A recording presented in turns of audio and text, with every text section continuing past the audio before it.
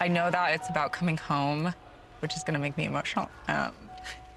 But to do what we do at the highest level, like we play 7 months a year overseas with 1 week off in between and then a 5-month national team season.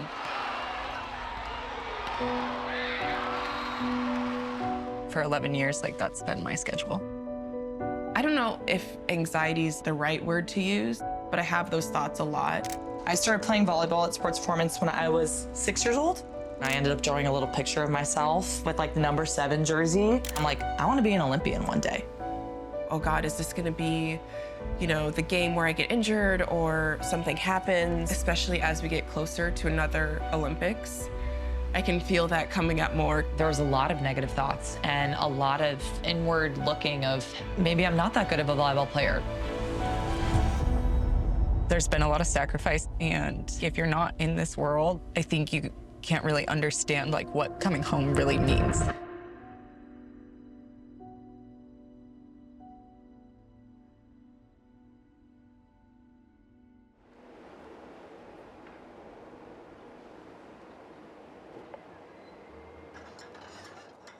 When did it go from, I want to play in the Olympics, to, oh, I'm going to try to play in the Olympics? For me, the reality of possibly becoming an Olympian and starting with the national team was more in college.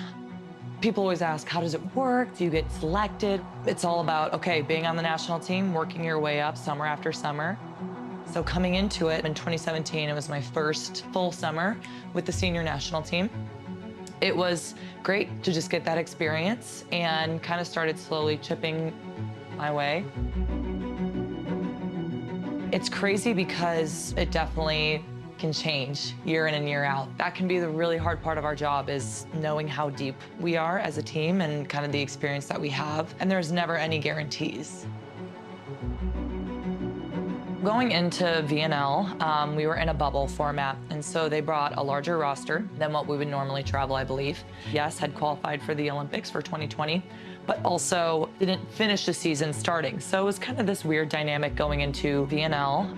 You kind of figure out, depending on practices and who you're playing with and kind of what the lineups are looking like. And gets the overpass. Carlini is right there.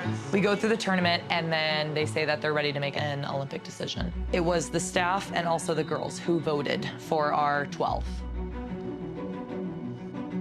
The roster came out later in the evening in Italy and was not on the roster. That was a hard night for me.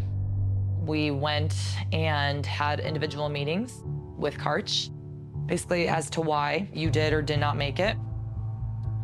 And yeah, it was just a hard pill to swallow. And I think for me in that moment, it was, I hear you and I understand where you're coming from. And I'm also a little bit sorry that I couldn't be that person to be in that 12. And so, yeah, called, of course, my family and just cried and talked with some of the other girls who also didn't make the roster. And we had the option to not go to practice the next day. They gave us that freedom and that grace, but our team needed us. And we decided to go and train, and it's probably the hardest training I've ever been a part of, just to have to swallow your pride and say, I'm here for the team. I was grieving in a way because it was this lifelong dream and goal of mine, and I had been very verbal about it. I want to be an Olympian and I want to make history. And unfortunately, it was not in the cards for me to be a part of that. There was a lot of negative thoughts and a lot of inward looking of maybe I'm not that good of a volleyball player. Those were just really hard and deep emotions to have to deal with while still going in and training every day. So you're in Chicago, you're watching the girls win a gold medal. Mm-hmm. What are the thoughts in your head? One, excitement, right? Like, we made history.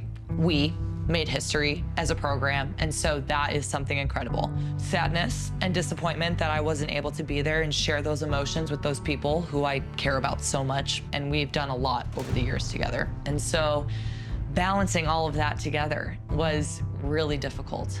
There was this grieving process, but there was also this feeling of being something bigger than yourself. And even though I didn't have direct say in what happened in Tokyo, knowing that we helped prepare that team and prep that team in order to achieve the gold and make history was something special. During that summer, it was a lot about connecting with my family and friends, both in California and at home, and just feeling their support from me. My dad, he always sends like a little inspirational message, like, all right, kid, go get it today. Like, stay positive, have good energy. Just little things like that before every single match. He always makes a point to do it, and it just means a lot. Here's his one from the first match of the year. So good luck tomorrow, new year, new start. I know you said it will be a tough season, but play like Lauren, try to have fun. You look relaxed in practices. Just be you, I'll be watching. Love, Dad. I'm grateful that I had that experience because I think it made me a stronger person and a stronger player. It was nice to have that moment and feel like, okay, hey, it happened, and how do I respond to it ultimately?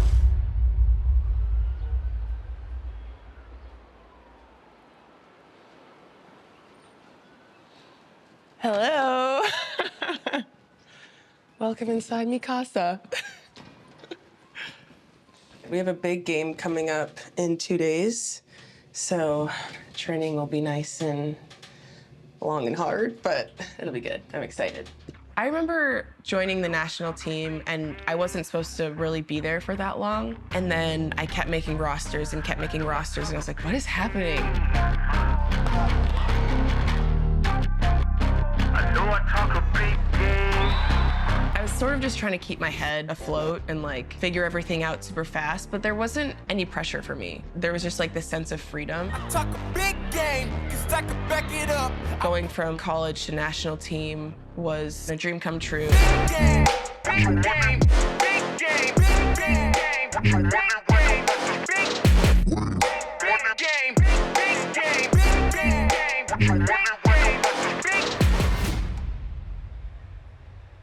You're a starry-eyed Olympian, and you're like, what's happening? And you're playing. Walk us through the injury. Like, how did it go down? Ooh, the injury. I went up to block, and I remember coming down and just like immediately started praying. Oh, that's bad news. My ankle felt like it was on fire. Jordan Thompson just went down. Oh my goodness. This is not happening right now. Like, I was just having the best tournament of my life. I didn't realize how bad it was until I got the MRI, and our doctor was looking at me like I was crazy, and I'm like, what? And he's like, people with this kind of bruising aren't usually walking for at least a couple weeks because it's that painful, and you were trying to play. I think when we won, I was so happy and proud and honored to like even be a part of that team. On the other hand, it was sad because it's not the journey I wanted for myself. The hardest part was being overseas and feeling like, okay, I'm kind of navigating this a little bit on my own. It wasn't just like a normal injury where I knew what happened, I knew what my recovery was gonna look like, and it was all gonna be like mapped out for me. It was very like day by day, like, okay, this is what we think is gonna work, let's try this. Navigating that while being overseas was a lot. You already don't feel normal as a player. You feel out of sorts because you're in a country that you're not super familiar with, and I'm being told that I need to continue performing. I'm trying to do that. I know that I don't even feel like myself. I don't feel like the player that I was 2 months ago at the Olympics. I think I started to question, like, okay, am I ever gonna feel normal again? What's that gonna look like? Maybe this is how it's gonna be for the rest of my life. Like, I don't know. And if that's the case, like, I physically will not be able to continue my career.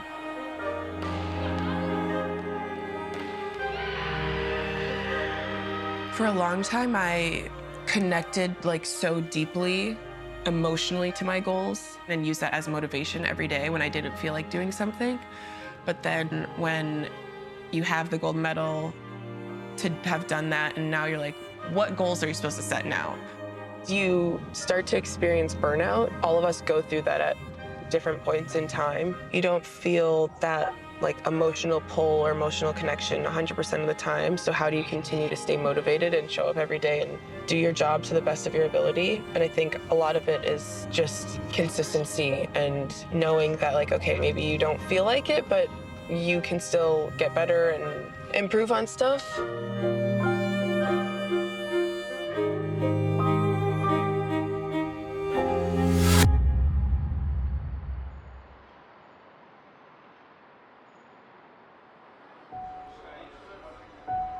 Professionally, the first few years were really hard for me. I have lost friendships, missed marriages, missed funerals. Like, I've missed big funerals in my life because I couldn't go home. One of the hardest things is seeing your parents like 1 or 2 times a year. That is something that like weighs heavily on my heart because it has been my choice to do that. And not once have they ever hoped that I didn't do it or asked me to stay or to not pursue my dreams. And they've just been like so selfless in my whole journey. You have to understand yourself and like the why behind what you're doing to like be able to make those sacrifices and do this for so long. When I was growing up, to be a professional volleyball player, it wasn't really something we heard about. It wasn't until John Cook shared with me how Jordan Larson was playing in Russia, and he was always talking to me about it, like, hey, you need to start thinking about this. We need to talk about this, and just kind of believing in me in a way that I don't think I'd ever believed in myself. It hit me, I was like, oh, I could be a professional volleyball player. Making the national team was kind of a whirlwind. It taught me a lot about how I wanted to live my life or how I wanted to experience things, and I think I've carried that with me for a long time.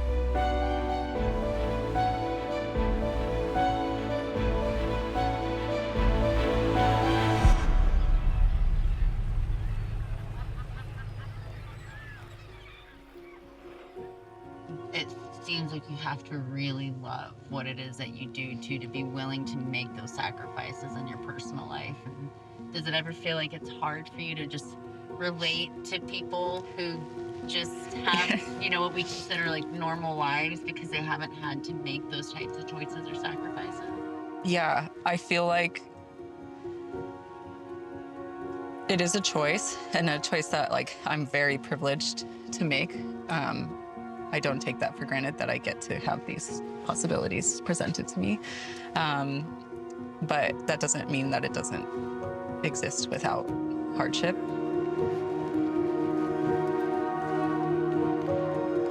In my head, I was always living in a mindset of, well, I'll be happy when I get there. Or, okay, once I get through the season, I'll be in the summer and I'll be with my friends and I'll be there. If I wait to be somewhere else to be happy, then I'm gonna miss these 2, 5, 10 years of my life and think I never experienced it. I was never present. So that's been a big journey for me, is like, this is my life, and in that acceptance of like, this is it. This is what I'm doing. I'm living a professional volleyball player's life overseas. I have chosen that these are the sacrifices I'm gonna make, and it doesn't make them not hard or not painful to get through, but it just makes me more present and more appreciative of the good and the joy that we experience. And when you accept that, I think you free yourself of this idea that like, I'll be happy when.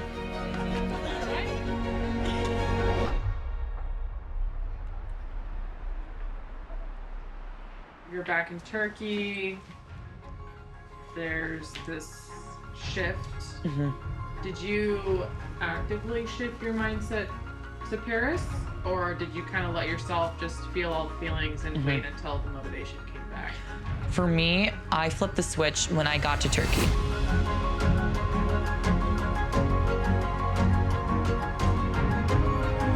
When I got in the gym, I was ready to work. What can I do in order to put myself in the best position come next national team season? Moving forward, but one step at a time.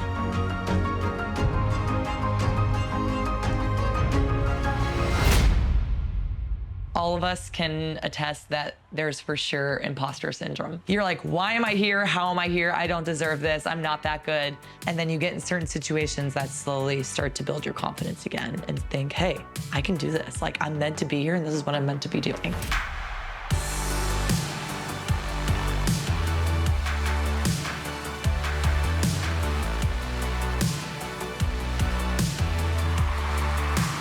And now I'm in this mindset of like, nothing is gonna get in my way.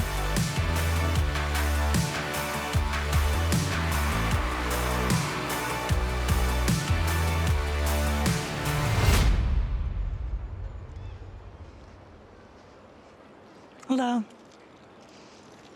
I felt like I found that spark again today, and it's about having that not only during like the big matches against the top teams, right? It's having that all the time. And I think that goes for our entire team as well. But I know personally I want to be infectious with my energy and my passion and how I play the game. And so, yeah, I tried to do that today, and I think we just were really great about responding and staying strong and bringing that fire. Like, we were just going for it. And, oh, I love how we played today, and it was a fun one.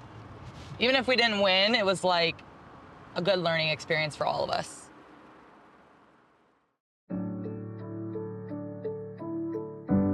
I just think back to the amount of times that I've like borrowed other people's confidence in myself and used that to like keep me going, and especially on the hard days or when things start to get like pretty monotonous.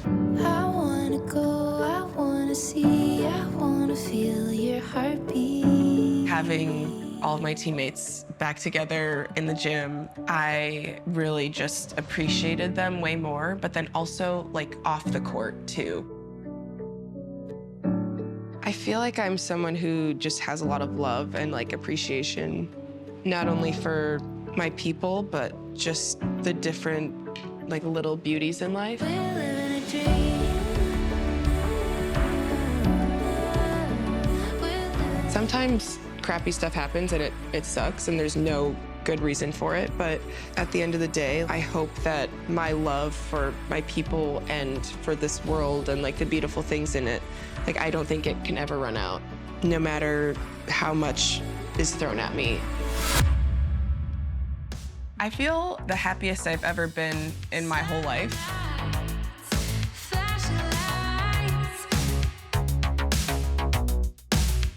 It's not lost on me like how blessed I am.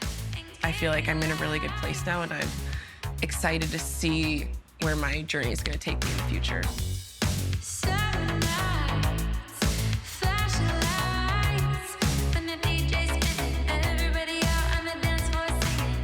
I think about what I want to do after volleyball, and what comes to mind is being the person that I needed growing up. We'll have that opportunity to do those things while we're playing in the States, and that just really excites me because that's something that I'm passionate about. There is this personal connection to it because we're signing on to do something that hasn't been done before. I feel like I cherish it so deeply because I've had it taken from me so fast before. I'm sort of at like a mountaintop again right now.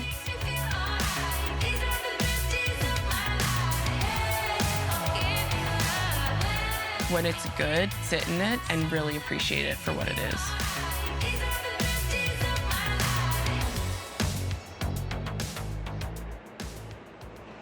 How much responsibility do you feel personally love succeeding?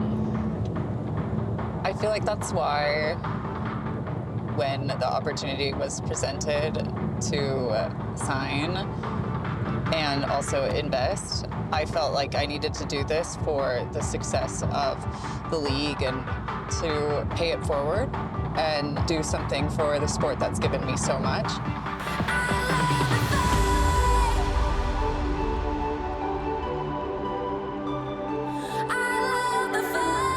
And you can see it. You can see more money being put into women's basketball. You can see more money being put into women's volleyball.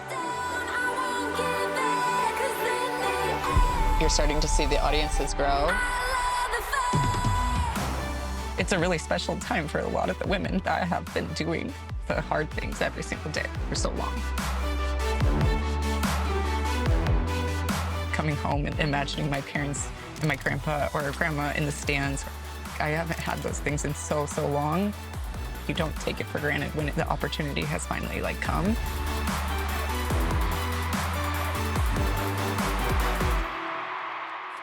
My whole career, I've really been so lucky. Somebody has always seen potential in me that maybe I never saw in myself. Just really in love with the game, and I think that's carried me a long way.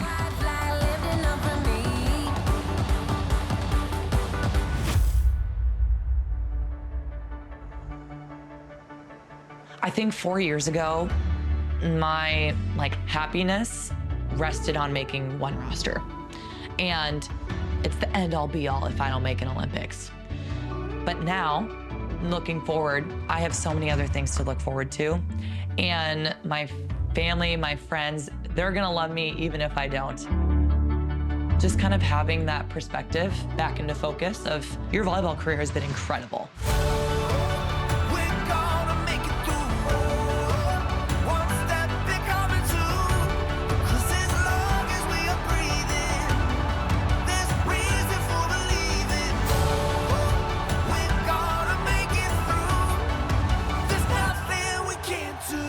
It's about, you know, being where your feet are and being in the moment. There's so many cool things coming.